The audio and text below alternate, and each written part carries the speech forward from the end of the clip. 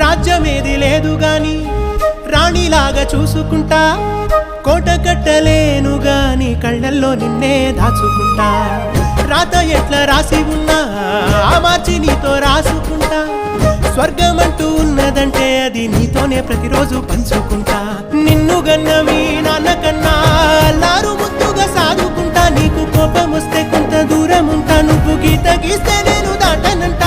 కంట నీరు కంటి రెప్ప దాటకుండా కాటుకై కావలుంటా.